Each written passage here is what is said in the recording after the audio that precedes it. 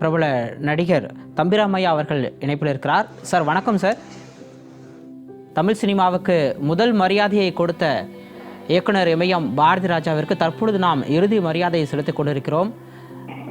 பாரதி ராஜா அவர்களை எந்த அளவுக்கு மிஸ் பண்றீங்க சார்? அது இல்லைன்னா நாங்களாம் சென்னைக்கு வந்திருக்க மாட்டோம், அவ்வளோதான். இதுக்கு மேலே என்ன வார்த்தை இருக்கு? சென்னைக்கு நம்மளுக்கும் தம்பிராமையா அவர்கள் போன்றவர்களுக்கோ அல்லது சேரன் போன்றவர்களுக்கோ வந்து சீமான் போன்றவர்களோ சென்னை வருவதற்கான காரணம் இருந்திருக்க வேண்டிய அவசியமே கிடையாது. ஒரு கிராமத்தினுடைய சிந்தனைகளை, கிராமத்தில் பிறந்தவர்களுக்கு சினிமா என்பது எட்டாத ஒரு கனி அப்படின்ற ஒரு விஷயத்தை, எழுதப்படாத ஒரு சட்டத்தை ஒட்டச்சு நொறுக்கி ஒரு கிராமத்து இளைஞர்களுடைய கற்பனையை, அவருடைய நம்பிக்கையை வடிவப்படுத்த முடியுன்ற ஒரு விஷயத்தை கொடுத்தவங்க ஐயா தானே. ஸோ அந்த வகையில் அவருடைய உழைப்பை தான் வியந்து பார்க்கணும். அதாவது ஒரு 34 வயது இயக்குனராகி 44 வயசு, கிட்டத்தட்ட 10 வருடத்துக்குள்ள 17 தமிழ் படங்களும் 3 தெலுங்கு படம். அந்த 10 வருஷத்தை மட்டுமே எடுத்தா அது ஒரு பெரிய எழுதலாம். அங்கேருந்து உருவாக்கப்பட்டவர்கள் தான் அந்த பாக்கியராஜ் சாராக இருக்கட்டும், மனோபாலா சாராக இருக்கட்டும், மணிவண்ணன் சாராக இருக்கட்டும், ரங்கராஜ் சாராக இருக்கட்டும். ஸோ அவருடைய வழித்தோன்றல் தான் இன்னைக்கு வரைக்கும் ஒரு சாமானியனையும் நடிகனாக கொண்டு வர முடியும். அதற்குன்னு ஒரு சில இலக்கணம் இருக்குது. அது ஒரு இரும்பு கேட்டு அதெல்லாம் கிடையாது. இரும்பு கேட்டெல்லாம் ஒட்டாச்சு ஒரு எளியவர்களையும் கொண்டு வந்து ஸ்கிரீனுக்குள்ள கொண்டு வர முடியும் அப்படின்ற ஒரு விஷயத்த கொடுத்தவங்க ஐயா. இது திரையுலகம் உள்ளவரை எத்தனை பேர் தோன்றியிருக்கலாம், மறந்திருக்கலாம். ஆனால் திரும்ப கிராமத்தில் பிறந்தவன அத்தனை பேருக்கும் அவர் தான் கலை கடவுள். உண்மை. அது மட்டும் இல்ல, அவரு சென்னைக்கு வந்திருக்கலன்னா இளையராஜா சாரே வந்திருக்க மாட்டாங்கன்ற மாதிரி கலைஞர் பாரு எத்தனையோ பட்டியல் சொல்லியிருக்காரு. அவர் மட்டும் வரல, இன்னைக்கு இசைக்கடவுளாக வாழ்ந்து கொண்டிருக்கக்கூடிய இளையராஜா அவர்களும் இங்கே வருவதற்கு காரணமாக இருந்தவர். ஆமா, வைரமுத்து என்பது தமிழின் அடையாளம். இது வந்து ஒரு இசை, ஒரு கவிதை, அது போக நடிகைகள், அது போக தொழில்நுட்ப கலைஞர்கள். என்னங்க, ஒரு பிறவியில ஒரு 10 பிறவியில செய்ய வேண்டிய ஒரு விஷயத்தை ஒரு ஒற்றை பிறவியில் செய்த ஒரு பிதாமகன். அவருடைய கடைசி இந்த 1.25 வருடம் என்பது மகனை இழந்த அந்த துயரத்துல கடவுள் ரொம்ப சங்கடப்படுத்திட்டாரு. என்னை போன்றவர்களெல்லாம் ஐயா அவருடைய துடிப்பை அடக்கி இறைவன் வந்து அவர் பக்கத்துல கொண்டு வந்து வைக்கணும், அவருடைய நிறைவான தூக்கத்தை அவர் கொடுத்துடணும்னு தான் சமீப காலத்துடைய அவர் பத்த வந்த போட்டோஸ் எல்லாம் பார்க்கறது ஃபீல் பண்ணோம். ஆமா, எனக்கு தனிப்பட்ட முறையில அவரோட நிறைய பேசியிருக்கோம். குறிப்பா கதை திரைக்கதை வசனம் வைக்கிற பார்த்திபன் சாரி படத்தை போட்டு வந்து ஒரு இரவு முழுக்க அவரோட உரையாடக்கூடிய. அப்புறம் எந்த இடத்துல பார்த்தாலும் வாஞ்சியா கட்சி பிடிச்சுவாரு. என் மகனுடைய திருமணத்திற்காக இன்வைட் பண்ற பொழுது நான் அர்ஜுன் சார் போன பொழுது அவரோட பேசின நினைவுகள். அற்புதமான மனிதர். என் காலத்துல நீ இல்லையா அப்படின்பாரு. நடிக்கக்கூடிய சூழ்நிலை ரொம்ப பிதாமகன். ஒரு ஆத்மா சாந்தியடைய எல்லோரையும் போல இந்த எளியவனும் நான் இறைவனை பிரார்த்தனை பண்ணிக்கிறேன். நிச்சயமா சார், நீங்கள் ஏற்கனவே குறிப்பிட்டது போல கிராமத்திலிருந்து சென்னையை நோக்கி சினிமாவில் நாமும் சாதிக்க முடியும் என்ற ஒரு நம்பிக்கையை கொடுத்தவர் பாரதி ராஜா என்று நீங்கள் குறிப்பிட்டீர்கள். 100% உண்மை. அதே போல இயக்குனர் இமயம் பாரதி ராஜாவை பொறுத்தவரை ஒரு பொதுவான கருத்து, இவர் கிராமம் சார்ந்து, கிராமத்து வாழ்வியல் சார்ந்து நிறைய திரைப்படங்களை எடுக்கிறார் என்ற ஒரு கண்ணோட்டம் இருக்கும் பொழுது, என்னால் மற்ற படங்களையும் எடுக்க முடியும் என்று நவநாகரிக படங்களான சிவப்ரோஜாக்கள், டிக் டிக் டிக் மாதிரியான படங்களையும் எடுத்திருக்கிறார். இயக்கத்தில் அவருடைய வெர்ஸ்டாலிட்டி பத்தி எப்படி சார் பார்க்கலாம்? அதாவது சினிமாவில் 2 விஷயங்கள் சொல்லுவாங்க. வசனம் மேலோங்கி இருக்கக்கூடிய ஒரு விஷயம், வசனம் மேலோங்கி இருக்கிற பொழுது வசனத்தை டெலிவரி கொடுத்து போயிட்டா போதும்னு சிந்தனையில் இருக்கிற பொழுது இல்லை. ஒவ்வொரு வசனத்துக்கும் ஜஸ்ட் ஒரு மேல ஒரு பின்புலத்துல ஒரு இசை இருக்கும். ஒரு மாடுலேஷன் ஒரு கான்செப்டை இவர் தான் அதிகமா ஒரு கிராமத்தினுடைய மாடுலேஷன் என்பது யதார்த்தத்தை ஒரு நூலாளோட மிஞ்சிருக்க கூடாது, யதார்த்தத்துக்காக போராடினவர்.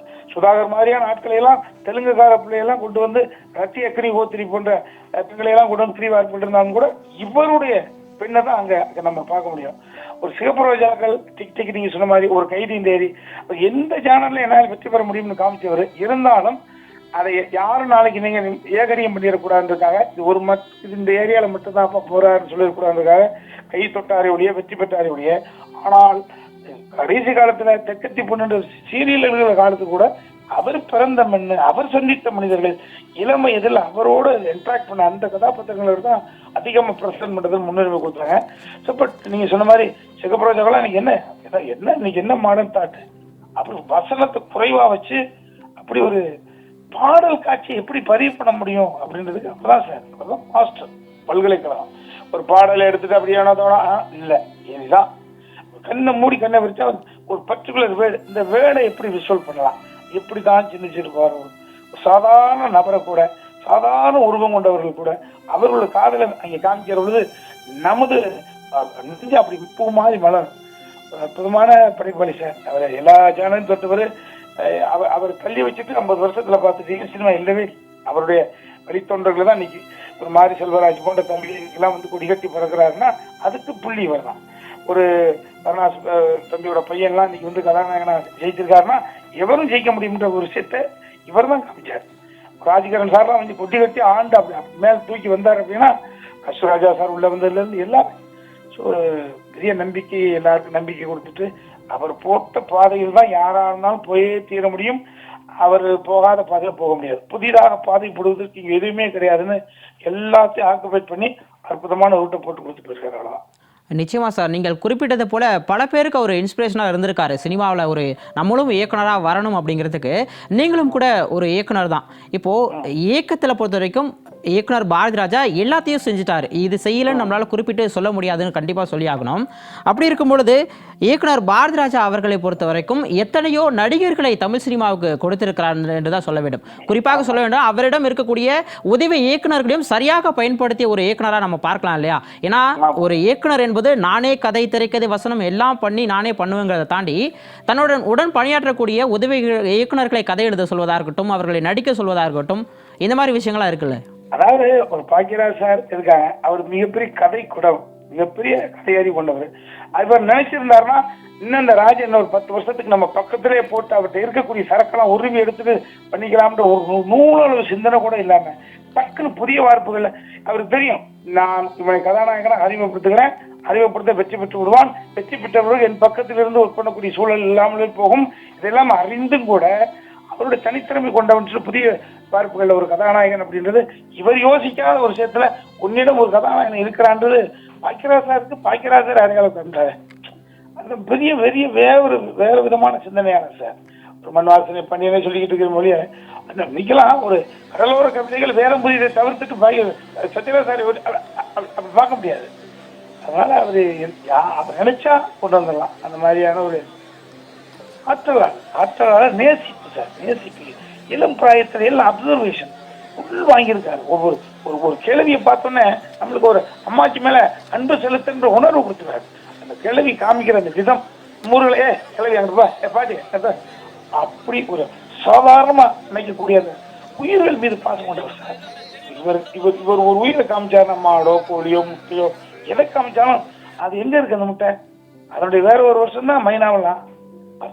பாரதி ராஜா சார் போட்டு தந்த பழத்தினுடைய வேற ஒரு வருஷம் தான் மைனாவலாம். பல படைப்புகள் அவர் உருவாக்கின மட்டும் இல்ல சார், அவரால் ஈர்க்கப்பட்டு நல்ல படைப்புகள் வந்ததுக்கான காரணமே அவர் தான். நிச்சயமா சார். நீங்கள் குறிப்பிட்டது போல மைனா திரைப்படத்திற்காக உங்களுக்கு தேசிய விருது எல்லாம் கூட கிடைத்தது. ஆனால் இயக்குனர் இமயம் ஒரு உச்சத்தில் இருக்கக்கூடிய இயக்குனர் என்பதை தாண்டி மிக சகஜமாக எல்லோரோடவும் நன்கு அன்போடு பழகக்கூடிய ஒரு குணம் படைத்தவர். அதே போல எல்லாரையும் பாராட்டக்கூடிய ஒரு குணம் படைத்தவர். உங்களுக்கு விருது கிடைத்த பொழுது அவருடைய வார்த்தைகள் என்னவாக இருந்தது? உங்களுக்கு அவரோட உங்களுடைய தனிப்பட்ட அனுபவங்களை கொஞ்சம் பகிர்ந்துக்கலாமா? தகுதி கொண்டவையா அடிப்பாரு. அதாவது பாலச்சந்தர் நம்ம அடுத்த தலைமுறை பிள்ளைங்களாம் புரிஞ்சுக்க வேண்டியது, பாலச்சந்தர் அவருடைய சாதனையை தள்ளி வச்சுட்டு பாரதி ராஜா கண்மூடித்தனம் புகழ்வார். பாரதி ராஜா தனது திறமையெல்லாம் தள்ளி வச்சுட்டு மணிரத்னம் சாரை கண்ணம் தாண்டி விண்ணை தாண்டி புகழ்வார்.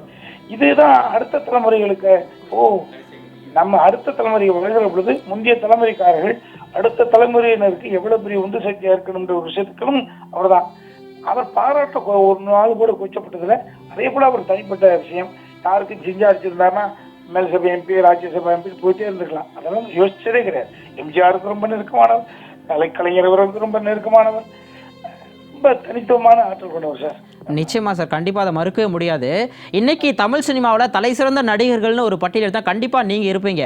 அந்த மாதிரி தான் இவரும் கூட ஆரம்பத்தில் ஒரு நடிகர் ஆகணும்னு சென்னைக்கு வந்தவர். ஆனால் வாழ்க்கை அவருக்கு வேற ஒரு பாதையை போட்டு கொடுத்துருச்சுன்னு சொல்லலாம். அதில் உச்சம் தொட்டாலும் கூட இறுதி காலங்களில் தொடர்ச்சியாக பல படங்களை நடிச்சிருக்காரு. அவருடைய நடிப்பை பற்றி என்ன சார் நினைக்கிறீங்க? மாணிக்கம் படத்தில் நடிச்சிருந்தேன் திருமாணிக்கம். நான் அதில் ஒரு கெஸ்ட் ரோல் பண்ணியிருப்பேன். திருமாணிக்கத்தில் வடிவுக்கரசி அம்மாவும் அவன் பண்ணியிருப்பாரு. அவர் நினைச்சிருந்தா அவாய்ட் பண்ணிருக்கலாம், எதுக்கு நடிக்கணும். அதான் சரி வேட்கை உடம்புல இருக்கக்கூடிய நரம்புகள் இயங்குற வரைக்கும் அது இயங்குறாரு சார். மூளை யோசிக்கிற வரைக்கும் சிந்திச்சுட்டாரு சார். மூளை யோசிச்சதெல்லாம் செயல்படுத்தணும்னு ஆசைப்பட்டிருக்காரு. நம்ம உடம்புல நரம்பு இயங்குற வரைக்கும் உழைச்சிருக்காரு. அவர் திட்டமான உழைப்பாளி. அதான் அவருடைய துயரமாக அந்திம காலம் என்பது அது என்ன பண்றது, எல்லா சிந்தனையாளர்களுடைய அந்திம காலம் இப்படி ஒரு சின்ன சங்கடத்துக்கு திரும்ப. நிச்சயமா சார். தமிழ் சினிமாவுக்கு முதல் மரியாதை கொடுத்த இயக்குனர் எமயம் பாரதி ராஜா அவர்களுக்கு இறுதி மரியாதை செலுத்திக் கொண்டிருக்கிறோம். தொலைபேசி வாயிலாக உங்களுடைய ஆழ் மனதிலிருந்து பல்வேறு கருத்துக்களை பகிர்ந்து கொண்டமைக்கு நன்றி சார். நன்றி நன்றி நன்றி.